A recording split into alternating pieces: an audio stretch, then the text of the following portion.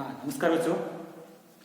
अपन पढ़ रहे थे गैसेस स्टेट, और गैसेस स्टेट के अंदर अपन ने पढ़ा था कि गैसों की प्रॉपर्टीज है, गैसों के प्रिंसिपल्स क्या क्या है, और काइनेटिक थ्योरी ऑफ गैसेस जिसमें गैसों के अणुगति सिद्धांत में गैसों की पार्टिकल्स की नेचर कैसे होती है, ये सब बातों का अपन ने अध्ययन किया।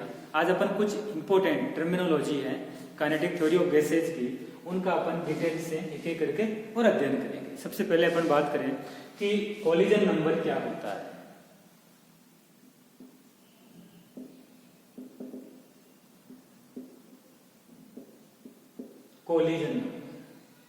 कोलिजन नंबर क्या होता है कि कोई गैस है उसकी निश्चित मात्रा लेते हैं अपन गैस की, और गैस की निश्चित मात्रा को ताप और दाब कोई निश्चित गैस की मात्रा है और किसी ताप और दाब पर गैस के अणु द्वारा होने वाली टक्करों की संख्या को कोलिजन नंबर कहते हैं। इसको हिंदी में कहते हैं टक्कर संख्या।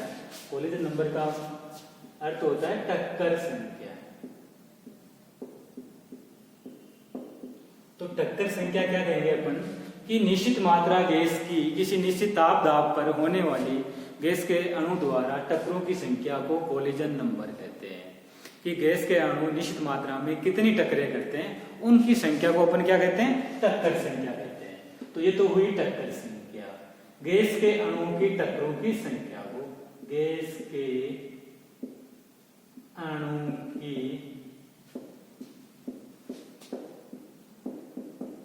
टक्करों की संख्या कोलिजन नंबर कहलाती है, टक्कर संख्या कहलाती है।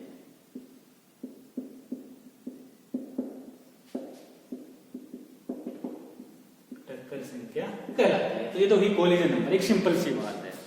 अब कोलिजन फ्रीक्वेंसी क्या होती है, टक्कर आवृत्ति या संघट्य आवृत्ति जिसको अपन कहते हैं। तो सेकंड टर्मिनोलॉजी है अपनी कोलिजन फ्रीक्वेंसी। कोलिजन फ्रीक्वेंसी, और इस कोलिजन जो फ्रीक्वेंसी है इसको अपन एक सिंबल से डिनोट करते हैं जिसको जेड लिखते हैं। तो कोलिजन फ्रीक्वेंसी का मतलब टक्कर आवृत्ति। तो टक्कर आवृत्ति क्या होती है, वो निश्चित समय के बाद कोई वस्तु दोहराते हैं तो उसको अपन फ्रीक्वेंसी कहते हैं। एक निश्चित समय प्रति सेकंड टक्करों की संख्या। तो अब मैं ये कहूंगी कोलिजन फ्रीक्वेंसी को अपन परिभाषित करें तो अपन ऐसे कर सकते हैं कि एक घन सेमी क्यूब गैस है, एक घन सेमी क्यूब पात्र जिसमें गैस भरी हुई है। तो मैं कहूं कि एक घन सेमी बोल दो, या इसको अपन ऐसे बोल सकते हैं एक सेमी क्यूब आयतन। गैस का आयतन कितना है, एक सेमी क्यूब है। तो एक सेमी क्यूब आयतन में प्रति सेकंड होने वाले टक्करों की संख्या को कोलिजन फ्रीक्वेंसी कहती है। एक घन सेमी क्यूब आयतन में प्रति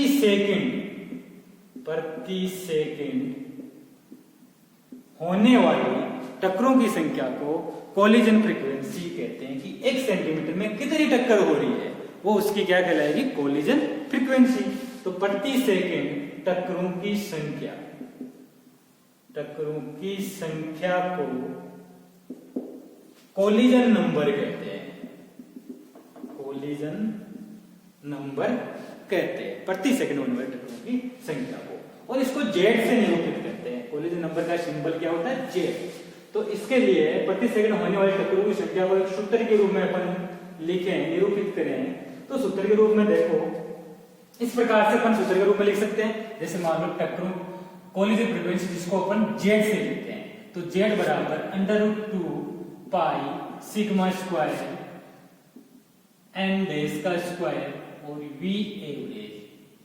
इसका मतलब ये हुआ कि सिग्मा क्या होता है, गैस के अणु के मध्य जो टक्कर होती है। तो ये तो है नहीं कि एक सिंगल अणु आपस में टकराता है, कम से कम टक्कर के लिए 2 अणु चाहिए, और 2 अणु आपस में जैसे टकराएंगे, जैसे मान लो एक गैस का अणु और ये दूसरा गैस का अणु, ये दोनों अणु इस प्रकार से जब आपस में टक्कर करते हैं और इस प्रकार से जब टकराते हैं तो दोनों अणु के केंद्रकों के बीच की दूरी जिसको कहते हैं डायामीटर, तो दोनों अणु के केंद्रों के बीच की दूरी को सिग्मा से लिखते हैं अपन। डायामीटर है, व्यास है जिसको अपन ये कहें इस तरह से। तो दोनों केंद्रों के बीच की दूरी है वो तो सिग्मा हो गई, और एन डैश एक घन सेंटीमीटर में कितने गैस के अणु हैं उसको अपन किससे निरूपित करते हैं, एन डैश से। और यहाँ पे जो एन डैश है वो एक घन सेंटीमीटर में, एक घन सेंटीमीटर, एक घन सेमी आयतन में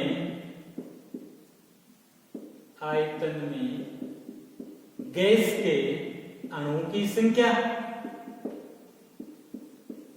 जिसको अपन एन डैश से लिख रहे हैं। और वी एवरेज क्या है, वी एवरेज गैस के अणु का औसत वेग, गैस के अणु का औसत वेग वी एवरेज लिखते हैं। तो मैंने लिखा z बराबर √2 pi sigma square n dash का स्क्वायर वी एवरेज। ये टक्कर आवृत्ति का एक फॉर्मूला अपन ने लिखा, डिराइव किया। तो ये जो फॉर्मूला है, इस फॉर्मूले में अपन ने देखा कि सिग्मा है, कम से कम गैस टक्कर होने के लिए गैस के 2 अणु चाहिए, और दोनों अणु के नाभिकों के बीच की दूरी, इसको अपन सिग्मा से लिख रहे हैं। एन डैश एक घन सेंटीमीटर आयतन जिसमें गैस भरी हुई है, उस आयतन में कितने गैस के अणु भरे हुए हैं, वो गैस के अणु की संख्या एन डैश। वी एवरेज औसत वेग। तो गैस के अणु के अलग अलग आणविक वेग होते हैं, जो अपन पढ़ेंगे नेक्स्ट वीडियो में, कि औसत वेग, वर्ग माध्य मूल वेग, अधिकतम प्रायिकता वेग, ये सब धीरे धीरे एक का अपन क्या करेंगे, अध्ययन करेंगे। तो अपन अभी यहाँ पे जो वेग आ रहा है वो गैस के अणु का कौन सा वेग आता है, औसत वेग आता है। अब चूंकि अपन जानते हैं कि ये तो एक अणु के लिए फ्रीक्वेंसी निकाली, अब गैस के न्यूनतम कितने अणु टकराते हैं, 2 अणु। तो मैं लिखूं कोलिजन फ्रीक्वेंसी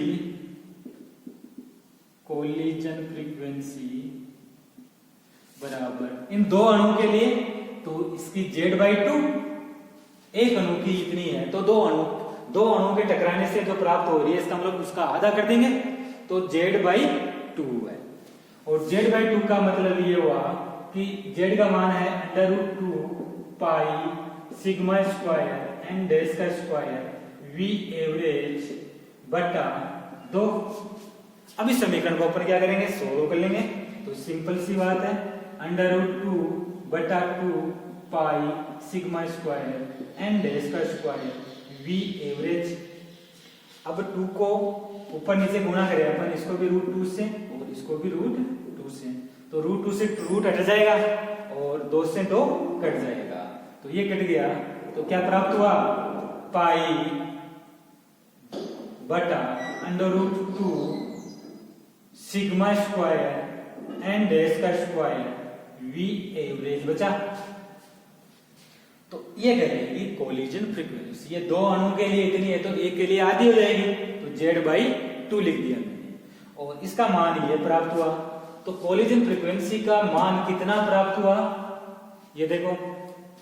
तो कोलिजन फ्रीक्वेंसी जिसको मैंने z डैश लिखा, 1/√2, इसी को लिख रहा हूं मैं, 1/√2, फिर पाई, फिर सिग्मा स्क्वायर, फिर क्या है एन डैश का स्क्वायर और वी एवरेज है। ये मान रख दिया आपने।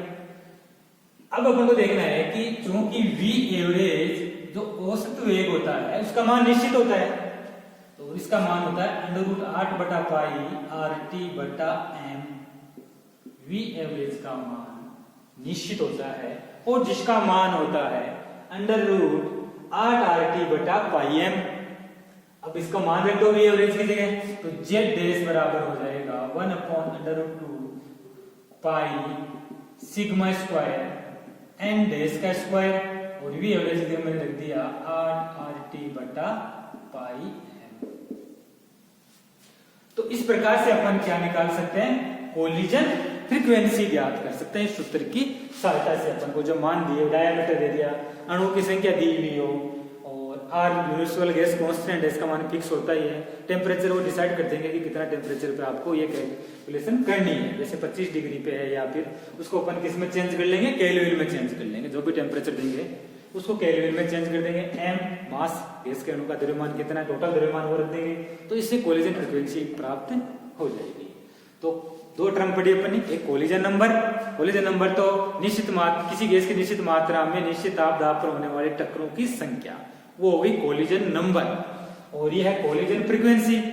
तो एक निश्चित मात्रा में प्रति सेकंड कितनी टक्कर हो रही है, वो कहलाएगी कोलिजन फ्रीक्वेंसी। प्रति सेकंड टक्करों की संख्या कोलिजन फ्रीक्वेंसी को डिनोट करती है। क्लियर। तो कोलिजन नंबर, कोलिजन फ्रीक्वेंसी। अब नेक्स्ट अपन देखें कोलिजन डायमीटर, इसको अपन कहते हैं संगठित व्यास या टक्कर व्यास, कोलिजन डायमीटर। अब कोलिजन होने के लिए अपन जानते हैं कि न्यूनतम 2 अणु चाहिए तभी उनमें टक्कर होगी। एक सिंगल अणु अब टक्कर नहीं करेगा, तो कोलिजन के लिए या टक्कर के लिए न्यूनतम 2 अणु होने चाहिए। तो मैं लिखूं कोलिजन डायमीटर, कोलिजन डायमीटर, इसको कहते हैं टक्कर व्यास। कोलिजन डायमीटर को क्या बोलते हैं? टक्कर व्यास बोलते हैं। तो न्यूनतम कितने अणु होने चाहिए? 2 अणु होने चाहिए टक्कर के लिए।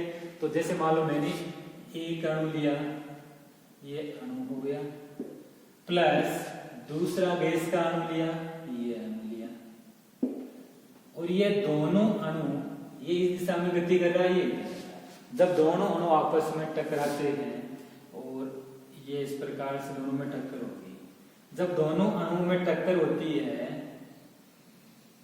तो दोनों अणु के नाभिकों के बीच की दूरी, ये वाली डिस्टेंस, दोनों अणु के नाभिकों के बीच की दूरी को कोलिजन डायमीटर कहते हैं, कोलिजन व्यास कहते हैं। तो ये जो बीच की दूरी है, जो डिस्टेंस है, इसको अपन क्या कहते हैं? Collision diameter, collision diameter. तो ये हो गया कोलिजन डायमीटर। किसी गैस, कोई गैस के अणु है, न्यूनतम 2 अणु है और तो दोनों टक्कर करते हैं, तो दोनों को नाभिकों के मध्य की जो दूरी है उसको अपन क्या लिखते हैं? कोलिजन डायमीटर लिखते हैं। क्लियर? तो नेक्स्ट पढ़ेंगे नेक्स्ट वीडियो में।